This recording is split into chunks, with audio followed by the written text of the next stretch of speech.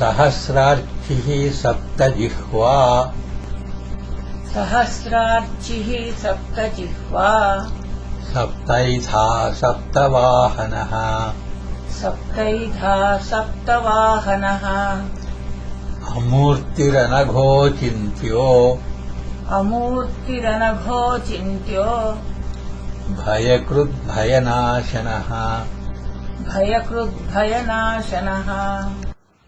He has invested the sun with several useful properties like burning, boiling, drying, illuminating, etc.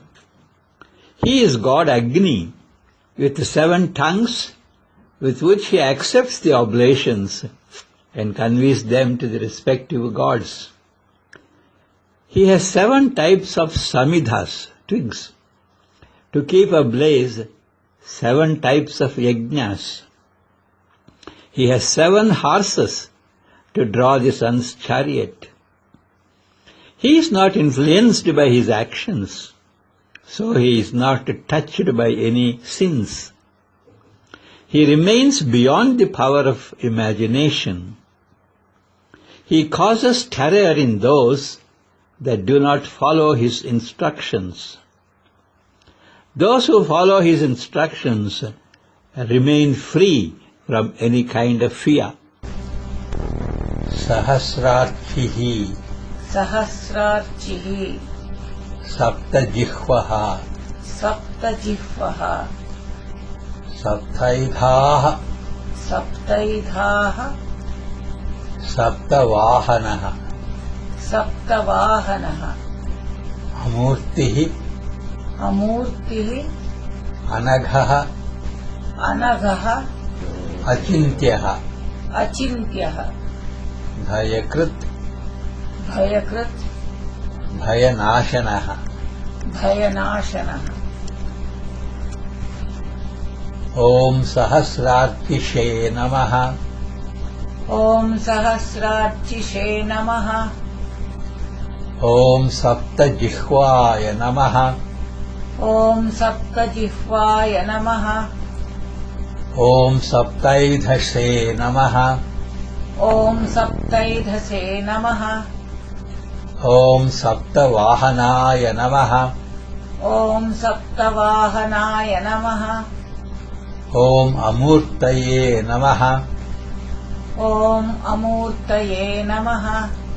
Om Anaghaya Namaha ॐ अनघाय नमः. Om Achintyaya Namaha ॐ अचिन्त्याय नमः.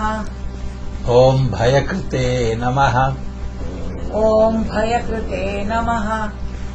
Om Bhayanashanaya Namaha ॐ भयनाशनाय नमः. 89ನೆಯ ದಿನ. ಸುಡುವುದು, ಕುದಿಸುವುದು, ಒಣಗಿಸುವುದು, ಬೆಳಕು ನೀಡುವುದು ಇತ್ಯಾದಿ ಉಪಯುಕ್ತಕರ ಗುಣಗಳನ್ನು ಈತನು ಸೂರ್ಯನಿಗೆ ದಯಪಾಲಿಸಿದ್ದಾನೆ. ತನ್ನ 7 ನಾಲ್ಗೆಗಳ ಮೂಲಕ ಹವಿಸ್ಸನ್ನು ಹೋಮವನ್ನು ಸ್ವೀಕರಿಸಿ ಅದನ್ನು ಆಯಾ ದೇವತೆಗಳಿಗೆ ತಲುಪಿಸುವ ಅಗ್ನಿದೇವ ಈತ. 7 ವಿಧದ ಯಜ್ಞಗಳು ಜ್ವಲಿಸಲು ಬೇಕಾದ 7 ಪ್ರಕಾರದ ಸಮಿಧೆಗಳನ್ನು ಹೊಂದಿದ್ದಾನೆ ಈತ. ಸೂರ್ಯನ ರಥವನ್ನೆಳೆಯಲು ಬೇಕಾದ 7 ಅಶ್ವಗಳನ್ನು ಹೊಂದಿದ್ದಾನೆ ಈತ. ತನ್ನ ಕರ್ಮಗಳಿಂದ ಈತನು ಪ್ರಭಾವಿತನಾಗಿಲ್ಲ.